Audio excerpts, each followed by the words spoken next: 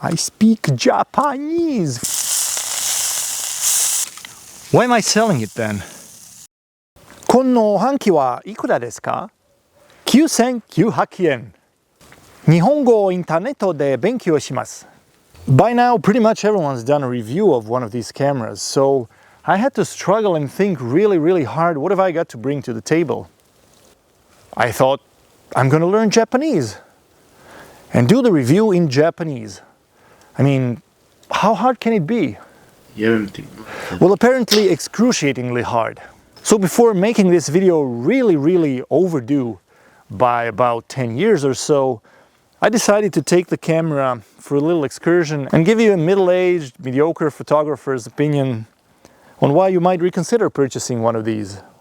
Now, there won't be any specifications and technicalities in this video. There's always Gerald undone for that, and quite frankly, the world doesn't need another Gerald, especially a bad copy. So stick around.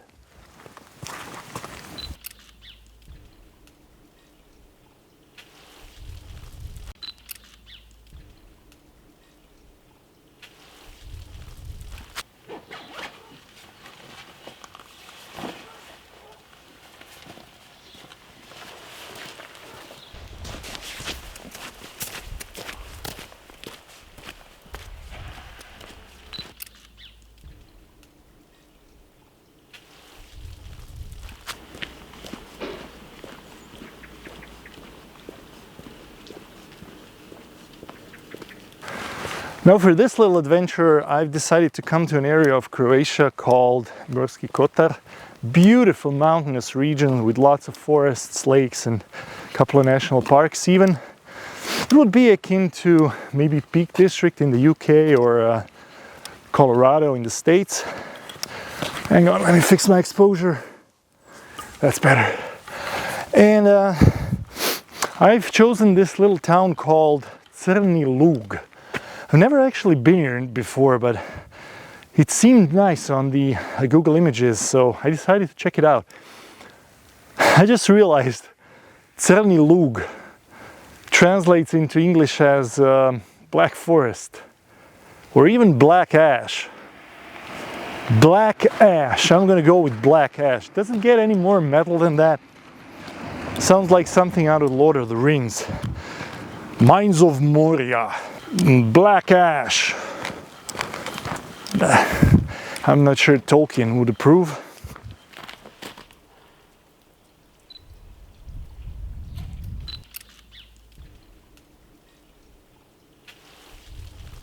I should have come here much sooner. This is a really nice, quaint little town.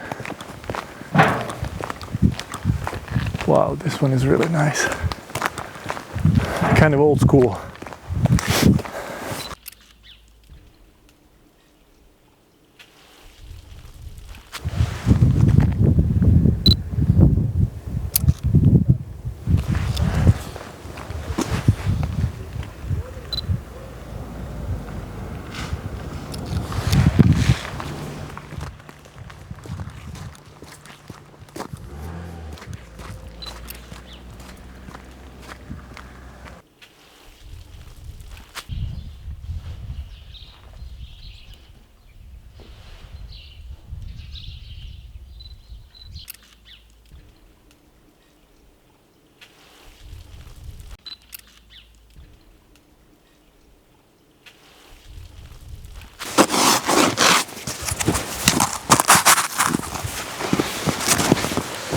So how did I end up with this camera?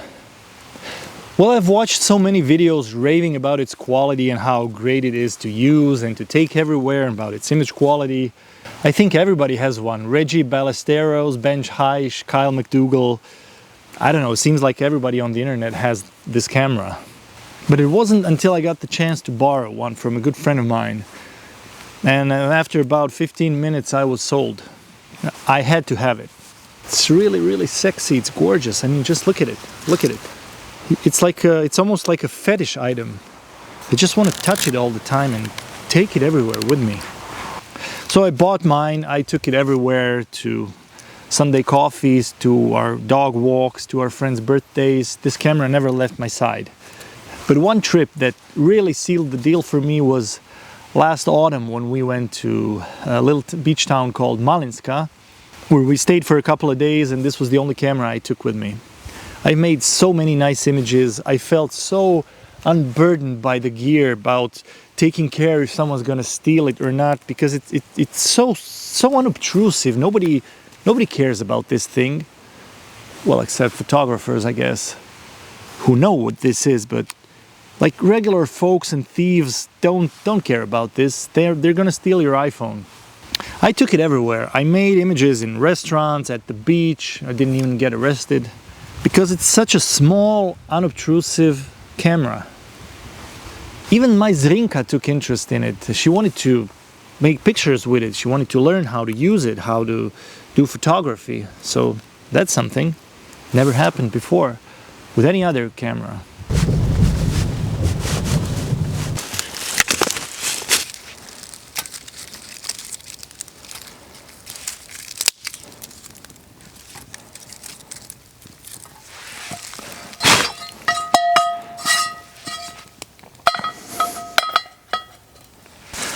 So if I keep on raving about how good this camera is, how sexy it is, and how it makes great photos, why am I selling it then? Well, a couple of days ago I was going through some old footage in my computer and I came across some video clips from a couple of years ago when we were in Budapest for this little city break. And I decided to edit those clips together.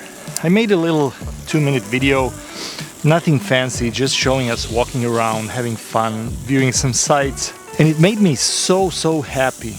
And at that moment I realized I want to have video records of my life. I want to have video of places and people and events, where we went, what we did, how happy we were. I want to have video of my family, of my dog. And you know how many video clips I made with my Fuji on that beach town trip I told you about earlier? Exactly 0.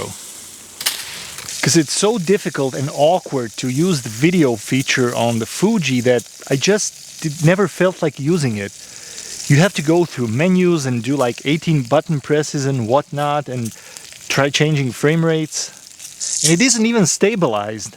I mean, it's not nice unstabilized like Ari Alexa with like an Easy Rig or something, you know, the floaty one which we all really like. No, it's more of your granddad's Nokia 6100 kind of shaky video. Who wants that? Who wants that crappy shaky video? Nobody wants that. Well, maybe skaters do. Skaters like that kind of crappy video. I want a camera which can produce both good photos and good video. Now I'm gonna have to forego the whole experience of shooting these images, which Fuji is absolutely incredible at, but the video won.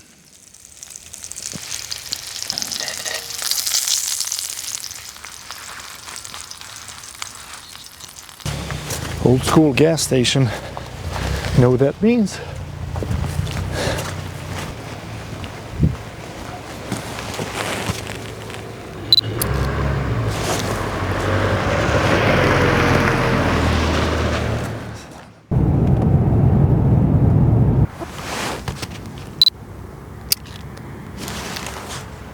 Usually when Japanese people say their goodbyes, they say something along the lines of "Jane, mata ne." But this time though, I'm gonna say "Sayonara, Fuji-san."